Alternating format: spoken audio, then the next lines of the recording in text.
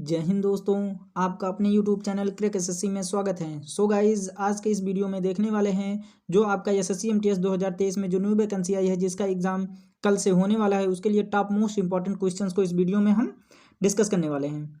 और आप लोग वीडियो में अंत तक जरूर बने रहिएगा। ये वीडियो आप लोगों के लिए बहुत बेनिफिट होने वाली है जिनका एग्जाम कल है ना। तो आप लोग इस पूरा वीडियो देखिएगा। इससे रिक्वेस्ट करता हूं कि अभी तक आपने मेरे चैनल को सब्सक्राइब नहीं किया है तो एसएससी एमटीएस का डेली एग्जाम ओरिएंटेड वीडियो पाने के लिए क्रैक एसएससी चैनल को सब्सक्राइब जरूर कर लीजिए। तो चलिए वीडियो को स्टार्ट करते हैं। तो हमारा पहला क्वेश्चन कह रहा है कि बौद्ध धर्म के त्रिरत्न कौन से हैं। तो बौद्ध धर्म के त्रिरत्न कौन से हैं? तो बुद्ध, धम्म, संघ, ये सभी, है ना। तो बौद्ध धर्म के त्रिरत्न कौन है? ये सभी तीनों, बुद्ध, धम्म और संघ, ये तीनों ही क्या है?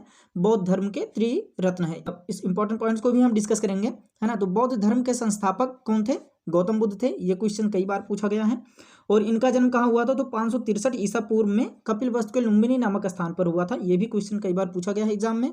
इनके बचपन का नाम क्या था? तो सिद्धार्थ था। और बुद्ध ने अपना उपदेश किस भाषा में दिए? ये क्वेश्चन कई बार 10 से 20 बार कई एग्जाम में पूछा गया है। तो बुद्ध ने अपना उपदेश किस भाषा में दिए थे? तो पाली भाषा में दिए थे। और बुद्ध ने अपने सर्वाधिक उपदेश कहाँ दिए थे? तो श्रावस्ती में दिए थे। आप लोग इस वीडियो को पूरा देखिएगा, आपके एग्जाम में यहाँ से क्वेश्चन जरूर फंसेंगे, है ना। निम्न में से किसे भारत का नेपोलियन कहा जाता है? तो भारत का नेपोलियन किसे कहा जाता है? तो हमारा करेक्ट आंसर हो जाएगा ऑप्शन सी, समुद्रगुप्त को भारत का नेपोलियन कहा जाता है। और गुप्त वंश के बारे में हम थोड़ा यहाँ देख लेते हैं इसके इंपॉर्टेंट पॉइंट्स के हिसाब से। वंश का शासक श्रीगुप्त था। कौन था? गुप्त वंश का शासक श्रीगुप्त थे। और गुप्त संवत की शुरुआत किसने की थी? तो चंद्रगुप्त प्रथम ने की थी, है ना। तो ये भी कई बार क्वेश्चन पूछा जाता है कि गुप्त वंश का संस्थापक कौन था? तो श्रीगुप्त थे। और गुप्त संवत की शुरुआत किसने की थी? तो चंद्रगुप्त प्रथम ने की थी। और समुद्रगुप्त का दरबारी कवि कौन थे? ये भी क्वेश्चन कई बार आया है तो एग्जाम में, है ना। तो समुद्रगुप्त का दरबारी कवि कौन था? तो हरिशेठ थे। इसको आप लोग जरूर ध्यान रखिएगा। आगे भी है, समुद्रगुप्त को क्या कहता है? कौन सा उपासक थे? तो विष्णु उपासक था समुद्रगुप्त। और चंद्रगुप्त द्वितीय के शासनकाल में चीनी यात्री फाहियान भारत आया। ये भी क्वेश्चन कई बार रिपीटेड है, चाहे रेलवे हुआ, चाहे एनटीपीसी हुआ, चाहे एसएससी हुआ, हर एक एग्जाम में पूछा जाता है। नालंदा विश्वविद्यालय की स्थापना कुमारगुप्त ने की थी। अंतिम गुप्त शासक कौन था? तो विष्णु गुप्त था, है ना। तो गुप्त शासन से अगर कोई भी क्वेश्चन पूछा जाएगा तो इसमें से आप लोग को पूरा का पूरा फंस जाएगा, है ना। आगे कह रहा है, आगरा शहर की स्थापना किसने की? तो आगरा शहर की स्थापना किसने की थी? तो हमारा ऑप्शन सी राइट आंसर हो जाएगा। सिकंदर लोदी ने आगरा शहर की स्थापना की थी। इसके इंपॉर्टेंट पॉइंट को देख लेते हैं, लोदी वंश के से देख लेते हैं। तो लोदी वंश का संस्थापक बहलोल लोदी था। कौन था? लोदी वंश का संस्थापक बहलोल लोदी था। और गजे सिकंदरी का प्रचलन सिकंदर लोदी ने किया था। और मोठ की मस्जिद का निर्माण सिकंदर लोदी के वजीर द्वारा करवाया गया था। मोठ की मस्जिद का निर्माण जो था ये सिकंदर लोदी के वजीर द्वारा करवाया गया था, है ना। अगर वीडियो पसंद आ रहे हो तो एक लाइक जरूर कीजिए और चैनल को सब्सक्राइब कर लीजिए ऐसे ही एग्जाम ओरिएंटेड वीडियो पाने के लिए, है ना। और वीडियो में अंत तक जरूर बने रहिएगा। हाँ, आगे और भी आपके लिए बहुत बेनिफिट होने वाले क्वेश्चंस हैं। बंगाल का पहला गवर्नर कौन था? तो बंगाल का पहला गवर्नर कौन था? तो ऑप्शन बी राइट आंसर हो जाएगा, रॉबर्ट क्लाइव। ये भी क्वेश्चन कई बार एग्जाम में पूछे गए हैं। बंगाल का पहला गवर्नर कौन था? तो रॉबर्ट क्लाइव था। इंपॉर्टेंट पॉइंट से समझ लेते हैं हम लोग। तो रॉबर्ट क्लाइव ने 1765 में अवध के नवाब शुजाउद्दौला एवं शाह आलम के साथ इलाहाबाद की संधि की, है ना। और रॉबर्ट क्लाइव के समय 1765 में बंगाल में द्वैध शासन प्रारंभ हुआ था। मतलब दोहरा शासन व्यवस्था किसके शासनकाल में हुई थी? तो रॉबर्ट क्लाइव में। और 1765 में हुई थी बंगाल में, है ना। आगे कह रहा है कि पृथ्वी के सबसे ऊपरी परत को क्या कहते हैं? तो हमारा करेक्ट आंसर हो जाएगा भूपर्पटी। क्या कहते हैं? भूपर्पटी। हमारा ऑप्शन ए राइट आंसर हो जाएगा। पृथ्वी के सबसे ऊपरी परत को क्या कहते हैं? भूपर्पटी कहते हैं। इसके इंपॉर्टेंट पॉइंट्स को भी देख लेते हैं। और इंपॉर्टेंट पॉइंट्स को आप लोग जरूर ध्यान रखिएगा क्योंकि इससे क्वेश्चन पूछे जाएंगे। क्योंकि यहाँ से जितने भी ये सब इंपॉर्टेंट पॉइंट्स में लिए गए हैं या क्वेश्चन में लिए हैं, सारे क्वेश्चन ये प्रीवियस ईयर से लिए गए हैं, है ना, जो आपको बहुत बेनिफिट होने वाला है। महासागरों के नीचे पर्पटी की औसत मोटाई 5 किलोमीटर तक है, जबकि महाद्वीपों के नीचे इसकी मोटाई 30 किलोमीटर तक है ना। ये भूपर्पटी की मोटाई के बारे में कह रहा है कि अगर महासागरों के नीचे भूपर्पटी की औसत मोटाई कितनी होती है? 5 किलोमीटर होती है। लेकिन यही महाद्वीपों के नीचे इसकी मोटाई कितनी होती है? तो 30 किलोमीटर तक होती है। भूपर्पटी का निर्माण सिलिया और एल्युमिनियम से मिलकर हुआ है, इसलिए इस परत को सियाल कहा जाता है। इस परत को लिथोस्फीयर भी कहा जाता है। ये क्वेश्चन कई बार आया है एग्जाम में। तो कि भूपर्पटी के परत को क्या कहा जाता है? तो लिथोस्फीयर भी कहा जाता है। इस पॉइंट को आप लोग जरूर ध्यान रखिएगा। आगे कह रहा है, वायुमंडल की सबसे निचली परत क्षोभ मंडल में इसकी ऊंचाई पृथ्वी से कितनी है? तो कितनी है, तो हमारी ऑप्शन ए राइट आंसर हो जाएगा 18 किलोमीटर है। वायुमंडल में सबसे निचली परत जो क्षोभ मंडल है इसकी ऊंचाई पृथ्वी से कितनी है, तो 18 किलोमीटर हमारा राइट आंसर हो जाएगा। इंपॉर्टेंट पॉइंट से समझ लेते हैं कुछ चीजें। क्षोभ मंडल में तापमान में गिरावट की दर प्रति 165 मीटर की ऊंचाई पर 10 डिग्री सेल्सियस तथा 1 किलोमीटर की ऊंचाई पर 6.4 डिग्री सेल्सियस होती है। सभी मुख्य वायुमंडलीय घटनाएं जो बादल, आंधी, वर्षा इसी मंडल में होती है, मतलब क्षोभ मंडल में ही होती है ये सब सारी चीजें। आगे कह रहा है सर्वाधिक पुरुष साक्षरता प्रतिशत वाला राज्य कौन सा है, तो सर्वाधिक पुरुष साक्षरता प्रतिशत वाला राज्य कौन सा है, ऑप्शन ए हमारा राइट आंसर हो जाएगा केरल। अब इसके इंपॉर्टेंट पॉइंट्स में भी समझ लेते हैं कि न्यूनतम पुरुष साक्षरता प्रतिशत वाला राज्य कौन सा है, तो बिहार है। सॉरी, बिहारी नहीं, बिहार हो जाएगा हमारा करेक्ट आंसर हो जाएगा बिहार। न्यूनतम पुरुष साक्षरता प्रतिशत वाला राज्य कौन है, तो बिहार हमारा राइट आंसर हो जाएगा। और भी इसके इंपॉर्टेंट पॉइंट्स को देख लेते हैं। तो जैसे न्यूनतम साक्षरता प्रतिशत वाला राज्य, न्यूनतम साक्षरता प्रतिशत वाला राज्य भी क्या हो जाएगा, बिहार हो जाएगा। न्यूनतम पुरुष साक्षरता प्रतिशत वाला राज्य अगर पूछे तो भी बिहार हो जाएगा। न्यूनतम महिला साक्षरता प्रतिशत वाला राज्य पूछे तब भी बिहार हो जाएगा, है ना। तो ये तीनों पॉइंट्स आप लोग जरूर ध्यान रखिएगा। न्यूनतम पुरुष साक्षरता वाला राज्य बिहार, न्यूनतम साक्षरता वाला राज्य बिहार, न्यूनतम महिला साक्षरता वाला राज्य क्या हो जाएगा, बिहार ही हो जाएगा। और अधिकतम सर्वाधिक पुरुष साक्षरता प्रतिशत वाला राज्य कौन सा हो जाएगा, केरल। सर्वाधिक साक्षरता प्रतिशत वाला राज्य भी केरल होगा और सर्वाधिक महिला साक्षरता प्रतिशत वाला राज्य भी केरल ही होगा। तो इन सभी पॉइंट्स को आप लोग जरूर ध्यान रखिएगा क्योंकि जनगणना से भी क्वेश्चन पूछे जाते हैं। आगे कह रहा है मौलिक अधिकार किस देश के संविधान से लिया गया है, तो मौलिक अधिकार किस देश के संविधान से लिया गया है, करेक्ट आंसर हो जाएगा संयुक्त राज्य अमेरिका। संयुक्त राज्य अमेरिका हमारा करेक्ट आंसर हो जाएगा। इंपॉर्टेंट पॉइंट से समझ लेते हैं कि संयुक्त राज्य अमेरिका से और क्या क्या लिया गया है, तो न्यायपालिका की स्वतंत्रता, संविधान की सर्वोच्चता, न्यायिक पुनरावलोकन, ये सब संयुक्त राज्य अमेरिका से लिया गया है, उसके संविधान से लिया गया है। जर्मनी से क्या लिया गया है, ये भी थोड़ा इंपॉर्टेंट पॉइंट्स में हम ऐसे बता देते हैं। तो आपातकाल के प्रवर्तक के दौरान राष्ट्रपति को मौलिक अधिकार संबंधित शक्तियां, ये जर्मनी से लिया गया है। कनाडा से क्या लिया गया है, तो संघात्मक विशेषताएं, राज्यपाल की नियुक्ति विषयक प्रक्रिया, ये कनाडा से लिया गया है। और ब्रिटेन से क्या लिया गया है, तो संसदात्मक शासन प्रणाली, ये कहाँ से ली गई है, तो ब्रिटेन से ली गई है। इन सभी पॉइंट्स को आप लोग जरूर ध्यान रखिएगा क्योंकि इससे भी क्वेश्चन पूछे जाते हैं। कर्नाटक में राज्यसभा सदस्यों की संख्या कितनी होती है, तो कर्नाटक में राज्यसभा सदस्यों की संख्या कितनी होती है, तो हमारा ऑप्शन ए राइट आंसर हो जाएगा 12। कितनी होती है, कर्नाटक में राज्यसभा सदस्यों की संख्या कितनी होती है, 12 हमारा करेक्ट आंसर हो जाएगा। इंपॉर्टेंट पॉइंट से समझ लेते हैं। उत्तर प्रदेश में राज्यसभा सदस्यों की संख्या कितनी होती है, तो 31 हो जाएगा। महाराष्ट्र में 19, तमिलनाडु में 18, बिहार पश्चिम बंगाल में कितना होता है, 16 होता है। आंध्र प्रदेश, गुजरात, मध्य प्रदेश में 11 होते हैं राज्यसभा सदस्यों की संख्या होती है।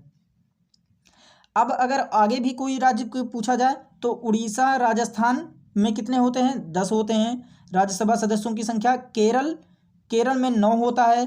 पंजाब, असम, तेलंगाना में 7 होते हैं राज्यसभा सदस्यों की संख्या। झारखंड में 6 होता है। छत्तीसगढ़, हरियाणा में 5 होते हैं। जम्मू कश्मीर में 4, हिमाचल प्रदेश, उत्तराखंड में 3, नागालैंड, मिजोरम, मेघालय, मणिपुर, त्रिपुरा, सिक्किम, अरुणाचल प्रदेश, गोवा में 1 होते हैं। नागालैंड, मिजोरम, मेघालय, मणिपुर, त्रिपुरा, सिक्किम, अरुणाचल प्रदेश, गोवा में 1 राज्यसभा सदस्यों की संख्या होती है। और संघीय क्षेत्र में अगर देखें तो दिल्ली में 3 राज्यसभा सदस्यों की संख्या होती है और पुदुचेरी में 1 होता है। तो ये जितने भी राज्यसभा सदस्यों की जिस भी राज्य में पूछा गया था उन सबको हमने इस वीडियो में कवर कर लिया है ना। तो अगर राज्यसभा सदस्यों से कोई क्वेश्चन आता है तो आपका एक भी क्वेश्चन नहीं छूटेगा अगर ये वीडियो आपने पूरा देखा है तो। आगे कह रहा है किसने कहा था अर्थशास्त्र धन का विज्ञान है, तो किसने कहा था, तो हमारा ऑप्शन ए राइट आंसर हो जाएगा एडम स्मिथ ने कहा था। किसने कहा था, एडम स्मिथ ने कहा था कि अर्थशास्त्र धन का विज्ञान है। इसके इंपॉर्टेंट पॉइंट्स से समझ लेते हैं कि भारत में आर्थिक सर्वेक्षण सरकारी स्तर पर प्रतिवर्ष वित्त मंत्रालय प्रकाशित करता है और पूंजीवादी अर्थव्यवस्था का मुख्य लक्षण निजी स्वामित्व है। इन दोनों पॉइंट्स को आप लोग जरूर ध्यान रखिएगा, ये दोनों क्वेश्चन कई बार एग्जाम में पूछे गए हैं। आगे कह रहा है राष्ट्रीय कृषि और ग्रामीण विकास बैंक की स्थापना किस पंचवर्षीय योजना में हुई थी, तो किस पंचवर्षीय योजना में हुई थी, तो ऑप्शन डी हमारा राइट आंसर हो जाएगा 6। किस पंचवर्षीय में हुई थी, 6वीं पंचवर्षीय योजना में हुई थी। इंपॉर्टेंट पॉइंट्स से देख लेते हैं कि भारत में पंचवर्षीय योजना का नमूना राष्ट्रीय विकास परिषद द्वारा बनाया जाता है। किसके द्वारा बनाया जाता है? भारत में पंचवर्षीय योजना जो होती है, नमूना जो पंचवर्षीय योजना का नमूना जो होता है राष्ट्रीय विकास परिषद द्वारा बनाया जाता है। अगर वीडियो आप लोगों को पसंद आई तो एक लाइक जरूर कीजिए और चैनल को सब्सक्राइब कर लीजिए और अपने दोस्तों तक शेयर जरूर कीजिएगा। और अगर आपको कल का एग्जाम का एनालिसिस देखना है तो इस वीडियो को इस चैनल को सब्सक्राइब जरूर कर लीजिएगा, है ना।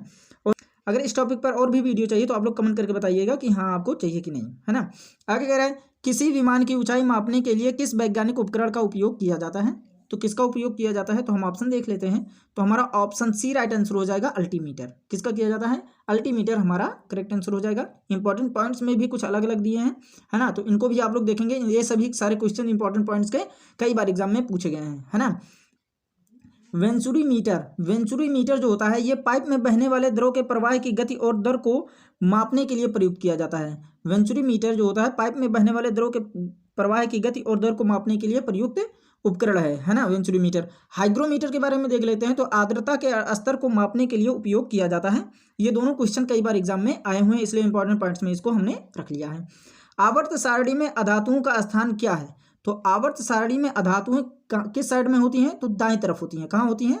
आवर्त सारणी में अधातुएं जो होती हैं वो दाईं तरफ होती हैं। इंपॉर्टेंट पॉइंट्स से भी देख लेते हैं कि आवर्त सारणी में सोडियम बाईं तरफ होता है। अगर आवर्त सारणी में पूछा जाए सोडियम किस साइड में होता है तो वो बाईं साइड में होता है ना। और अगर आवर्त सारणी से रिलेटेड और भी क्वेश्चन पूछा जाए, जैसे हो गया आवर्त सारणी के उस समूह की पहचान करें जिससे कोबाल्ट संबंधित है। तो कोबाल्ट जो होता है ये समूह 9 में होता है। किस में होता है? समूह 9 में होता है कोबाल्ट, है ना। और आवर्त सारणी के उस समूह की पहचान करें जिससे लोहा संबंधित है। तो ये किस में होता है? लोहा समूह 8 में होता है। कोबाल्ट जो होता है ये समूह 9 में होता है और लोहा जो होता है ये समूह 8 में होता है। अब ये बताइए, कह रहा है कि किसका परमाणु क्रमांक 3 होता है? तो लिथियम का परमाणु क्रमांक क्या होता है? 3 होता है। और किसका परमाणु क्रमांक 37 होता है? तो रुबिडियम का परमाणु क्रमांक 37 होता है। तांबे का परमाणु क्रमांक कितना होता है? तो 29 होता है ना। तो ये सभी जितने भी हमने बताया है ये सारे क्वेश्चन प्रीवियस ईयर से ले गए हैं, इसलिए इसको इंपॉर्टेंट पॉइंट्स में हमने बता दिया है ना। आप लोग इसको अच्छे तरीके से सुन लीजिएगा। अगर एक बार वीडियो में देखने में पूरा समझ में नहीं आता है तो एक बार और भी देख लीजिएगा, क्योंकि ये सारे क्वेश्चन कल के एग्जाम में आने वाले हैं। आगे कह रहा है सोरा का रासायनिक सूत्र क्या है? तो सोरा का रासायनिक सूत्र क्या होगा? हमारा ऑप्शन ए राइट आंसर हो जाएगा, KNO3 होगा। क्या होगा? KNO3 हमारा करेक्ट आंसर हो जाएगा, सोरा का रासायनिक सूत्र। और भी इंपॉर्टेंट पॉइंट्स में दिए गए हैं सूत्र, उसको भी देख लेंगे क्योंकि ये सारे सूत्र प्रीवियस ईयर एग्जाम में आए हुए हैं। डाइफ्लोरोमीथेन का सूत्र क्या होता है? CCl2F2 होता है। और ब्यूटेन गैस का C4H10 होता है। क्लोरोफार्म CHCl3 होता है। और नाइट्रोमेथेन क्या होता है? CH3NO2 होता है ना। हाइड्रोक्लोरिक अम्ल का अगर देखा जाए तो HCl, ये भी ले लीजिए कि हाइड्रोक्लोरिक अम्ल का कितना होता है? HCl होता है। पोटेशियम हाइड्रोक्साइड का क्या होता है? KOH होता है। ये हमारा करेक्ट हो जाएगा। तो ये सभी पॉइंट्स को आप लोग जरूर ध्यान रखिएगा, क्योंकि ये सब सारे क्वेश्चन प्रीवियस ईयर से हैं और आगे भी एग्जाम में पूछे जाएंगे, है ना। आगे कह रहा है विटामिन बी कॉम्प्लेक्स में कितने विटामिन होते हैं? तो विटामिन बी कॉम्प्लेक्स में कितने विटामिन होते हैं? ऑप्शन ए राइट आंसर हो जाएगा, 8 होते हैं। कितने होते हैं? 8 हो जाएंगे। इसके इंपॉर्टेंट पॉइंट्स को देख लेते हैं कि जल में घुलनशील विटामिन कौन सा होता है? वो विटामिन सी। विटामिन सी जो होता है ये जल में घुलनशील विटामिन है। और दूध में विटामिन ए, बी और डी पाए जाते हैं। दूध में कौन कौन से विटामिन पाए जाते हैं अगर ये पूछा जाए तो दूध में विटामिन ए, बी और डी, ये तीनों विटामिन जो होते हैं ये दूध में पाए जाते हैं। और ये भी देख लेते हैं विटामिन ए की कमी से कौन सा रोग होता है? तो रतौंधी होता है। और विटामिन डी की कमी से कौन सा रोग होता है? तो सूखा रोग होता है। तो इन सभी पॉइंट्स को आप लोग जरूर ध्यान रखिएगा, है ना। लाल शैवाल में कायिक जनन कैसे होता है? तो लाल शैवाल में कायिक जनन कैसे होता है? तो ये हमारा ऑप्शन बी राइट आंसर हो जाएगा, खंडन से होता है। किससे होता है? खंडन से होता है। और इसके इंपॉर्टेंट पॉइंट्स नहीं दिए हैं, लेकिन हम ऐसे ही बता देते हैं, है ना, आप लोगों को कि समुद्री भूरे और लाल शैवालों में बड़ी मात्रा में पाए जाने वाले जल धारण करने वाले यौगिक को हाइड्रोकोलाइड्स नाम से जाना जाता है। और भूरे शैवाल में भोजन का भंडारण जटिल कार्बोहाइड्रेट के रूप में जो लैमिनेरिन या मैनिटोल के रूप में किया जाता है। तो इन सभी पॉइंट्स को आप लोग जरूर ध्यान रखिएगा। ये क्वेश्चन सब प्रीवियस ईयर से लिए गए हैं भाई। और एसएससी आप लोगों को पता है कि एसएससी प्रीवियस ईयर क्वेश्चन जरूर डालता है ना। मैं गारंटी देता हूँ कि आपको यहाँ से कोई ना कोई मतलब 10 से 20 क्वेश्चन तो आपको मिलेंगे ही यहाँ से, है ना, इस वीडियो से। और अगर ऐसी ही वीडियो चाहिए आप लोगों को तो कमेंट करके जरूर बताइएगा कि आपको भी वीडियो चाहिए, है ना। निम्नलिखित में से किस स्रोत से मस्तिष्क को ऊर्जा मिलती है? किस स्रोत से मस्तिष्क को ऊर्जा मिलती है? तो ऑप्शन सी हमारा राइट आंसर हो जाएगा, ग्लूकोज। ग्लूकोज से क्या होता है, मस्तिष्क को ऊर्जा मिलती है। इसके इंपॉर्टेंट पॉइंट से समझ लेते हैं। तो इंपॉर्टेंट पॉइंट में दिया गया है, ये सब सारे क्वेश्चन प्रीवियस ईयर से हैं, है ना, इसलिए हमने इसको इंपॉर्टेंट पॉइंट्स में डाल दिया है कि लार में एमाइलेज एंजाइम मौजूद होता है ना। ये क्वेश्चन कई बार एग्जाम में पूछा गया है कि लार में कौन सा एंजाइम मौजूद होता है? तो एमाइलेज एंजाइम लार में मौजूद होता है। डेंटिन सबसे बड़ा दंत ऊतक है ना। दंत ऊतक सबसे बड़ा कौन सा है? डेंटिन है। लैक्रिमल ग्रंथियां हमारी आंखों से आंसू अमुक्त करती हैं। यह भी क्वेश्चन कई बार एग्जाम में पूछा गया है। नेफ्रॉन किडनी की सूक्ष्म संरचनात्मक और कार्यात्मक इकाई है। यह भी क्वेश्चन कई बार एग्जाम में पूछा गया है कि नेफ्रॉन जो होता है ये कैसी इकाई है? तो किडनी की सूक्ष्म संरचनात्मक इकाई है। और हाथ के मनुष्य के हाथ में कितनी हड्डियां होती हैं? तो 27 हड्डियां होती हैं। ये भी आप लोग ध्यान में रखिएगा। मनुष्य के हाथ में कितनी हड्डियां होती हैं? 27 होती हैं। और तिल्ली मानव शरीर में बीज के आकार का बड़ा लिम्फोइड अंग है। तो इस पॉइंट को भी आप लोग जरूर ध्यान रखिएगा, है ना। ये सब सारे क्वेश्चन प्रीवियस ईयर से हैं। आगे कह रहा है कि कामाख्या मंदिर किस राज्य में स्थित है? तो कामाख्या मंदिर जो है ये असम में स्थित है। कहाँ पर है? ऑप्शन ए हमारा राइट आंसर हो जाएगा, असम में कामाख्या मंदिर स्थित है। इसके इंपॉर्टेंट पॉइंट्स को देख लेते हैं कि दिलवाड़ा मंदिर जो है, दिलवाड़ा जैन मंदिर, ये कहाँ पर स्थित है? राजस्थान में स्थित है। हरमिंदर साहिब ये कहाँ पर स्थित है? स्वर्ण मंदिर जो है ये अमृतसर में स्थित है। कंदारिया महादेव मंदिर ये कहाँ पर स्थित है? खजुराहो में स्थित है। और भी जो है मंदिर उनको भी हम बता देते हैं कि जैसे सबरीमाला श्री धर्म संस्था मंदिर ये कहाँ पर स्थित है? तो केरल में स्थित है। श्रीरंगपट्टनम किला जो है ये कहाँ पर स्थित है? ये कर्नाटक में स्थित है। इन सभी पॉइंट्स को आप लोग जरूर ध्यान रखिएगा। आगे कह रहा है शिव कुमार शर्मा किस वाद्य यंत्र से संबंधित है? तो शिव कुमार जो शर्मा है ये कौन सा वाद्य यंत्र बजाते थे? तो ये संतूर बजाते थे। क्या बजाते थे? संतूर हमारा करेक्ट आंसर हो जाएगा। इंपॉर्टेंट पॉइंट से समझ लेते हैं कि हरिप्रसाद चौरसिया जो हैं ये क्या बजाते हैं? बांसुरी बजाते हैं। जाकिर हुसैन क्या बजाते हैं? तबला। मोहनन चंद्रशेखरन क्या बजाते हैं? वायलिन। विक्रम घोष ये क्या बजाते हैं? तबला बजाते हैं। और भी हैं जैसे एस बालचंदन जो हैं ये क्या बजाते हैं? बीड़ा। और एम सुब्रमण्यम क्या बजाते हैं? घाटम। तो इन सभी पॉइंट्स को आप लोग जरूर ध्यान रखिएगा क्योंकि ये सब सारे क्वेश्चन प्रीवियस ईयर से लिए गए हैं। आगे कह रहा है भारत की सबसे मीठे पानी की झील कोलेरू झील किस राज्य में स्थित है? तो किस राज्य में स्थित हो जाएगा? हमारा करेक्ट आंसर हो जाएगा ऑप्शन सी, आंध्र प्रदेश में। कहाँ पर स्थित है कोलेरू झील? ये आंध्र प्रदेश में स्थित है। इंपॉर्टेंट पॉइंट्स में देख लेते हैं, कुछ झीलों के नाम दिए गए हैं जैसे वेम्बनाड झील। वेम्बनाड झील ये कहाँ पर स्थित है? केरल में स्थित है। लोकटक झील ये कहाँ पर है? मणिपुर में है। चिल्का झील कहाँ पर है? उड़ीसा में है। और एक दो झील हम बता दे रहे हैं जैसे सूर्यधार झील ये कहाँ पर है? उत्तराखंड में है। बैकाल झील ये कहाँ पर है? रूस में है। तो इन सभी पॉइंट्स को आप लोग जरूर ध्यान रखिएगा। आगे कह रहा है कि शंभू महाराज किस शास्त्रीय नृत्य से संबंधित है? शंभू महाराज किस शास्त्रीय नृत्य से संबंधित है? ऑप्शन बी हमारा राइट आंसर हो जाएगा, कथक। शंभू महाराज किस शास्त्रीय नृत्य से संबंधित है? कथक से संबंधित है। इंपॉर्टेंट पॉइंट से समझ लेते हैं हम लोग जैसे डॉक्टर सुनंदा नायर ये किस शास्त्रीय नृत्य से संबंधित है? तो मोहिनी अट्टम से। गोपाल प्रसाद दुबे ये किस नृत्य से संबंधित है? छऊ से। गुरु गंगाधर प्रधान ये किससे संबंधित है? उड़ीसी से। जयप्रभा मेनन से मोहिनी अट्टम से संबंधित है। और वी हेरम्बनाथन ये किससे संबंधित है? भरतनाट्यम से। हलीम खान किससे संबंधित है? कुचिपुड़ी से। उमा शर्मा किससे संबंधित हैं? तो कथक से। तो इन सभी पॉइंट्स को आप लोग जरूर ध्यान रखिएगा। ये सब सारे क्वेश्चंस जो हैं ये सब प्रीवियस। आप लोगों के लिए टाइम बहुत कम बचा है इसलिए कल जिनका भी कल एग्जाम है उनके लिए ऑल द बेस्ट। और आप लोग ये वीडियो जरूर देखिएगा और जिनका भी कल एग्जाम है वो अपने दोस्तों तक शेयर जरूर कर दीजिएगा, है ना, क्योंकि उनके लिए बहुत बेनिफिट होने वाला है। क्योंकि हर एक टॉपिक से मैंने ये वीडियो बनाया है। और अगर ऐसे ही वीडियो चाहिए तो आप लोग कमेंट करके जरूर बताइएगा कि मुझे ऐसी ही वीडियो नेक्स्ट वीडियो भी चाहिए, है ना। और अगर आपको एनालिसिस देखना हो तो इस चैनल को सब्सक्राइब जरूर कर लीजिएगा क्योंकि कल के एग्जाम का एनालिसिस यहाँ पर इस वीडियो में होने वाला है, इस चैनल पर होने वाला है। आगे कह रहा है विश्व थायराइड दिवस कब मनाया जाता है? तो ये कब मनाया जाता है? 25 मई को। विश्व थायराइड दिवस कब मनाया जाता है? 25 मई को मनाया जाता है। इंपॉर्टेंट पॉइंट्स में देख लेते हैं कि राष्ट्रीय विज्ञान दिवस कब मनाया जाता है? तो ये 28 फरवरी को मनाया जाता है राष्ट्रीय विज्ञान दिवस। आगे देखते हैं किसकी आत्मकथा द रोड अहेड है? किसकी आत्मकथा द रोड अहेड है? तो हमारा ऑप्शन बी राइट आंसर हो जाएगा, विल गेट्स। क्या हो जाएगा? विल गेट्स हमारा करेक्ट आंसर हो जाएगा। कुछ और लेखक से लिए गए हैं, उनके पुस्तक और लेखक के नाम लिए गए हैं जैसे playing to win. Playing to win ये किसकी कृत है? तो साइना नेहवाल की कृत है। और मून वॉक किसकी कृत है? तो ये माइकल जैक्सन ने मून वॉक लिखा है। और प्लेइंग टू विन ये साइना नेहवाल ने लिखा है। लज्जा किसने लिखा है? तो तस्लीमा नसरीन ने लिखा है। ट्रेन टू पाकिस्तान ये किसने लिखा है? खुशवंत सिंह ने लिखा है। ये सभी क्वेश्चन प्रीवियस ईयर से लिए गए हैं। आगे कह रहा है कि किस खेल के साथ जैव शब्द जुड़ा हुआ है, किस खेल के साथ जैव शब्द जुड़ा हुआ है, तो ये हमारा ऑप्शन डी राइट आंसर हो जाएगा, मुक्केबाजी से जैव शब्द जुड़ा हुआ है। आगे इसके इंपॉर्टेंट पॉइंट से देख लेते हैं। सीजर कप फुटबॉल खेल से संबंधित है। सीजर कप जो होता है ये किस खेल से संबंधित होता है, तो ये फुटबॉल खेल से संबंधित होता है। फुटबॉल में के मैच में कितने खिलाड़ी होते हैं, 11 खिलाड़ी होते हैं एक टीम में। और हेडर शब्द फुटबॉल खेल से संबंधित है। हेडर जो शब्द होता है ये फुटबॉल खेल से संबंधित होता है। और मुर्गप्पा गोल्ड कप हॉकी खेल से संबंधित है।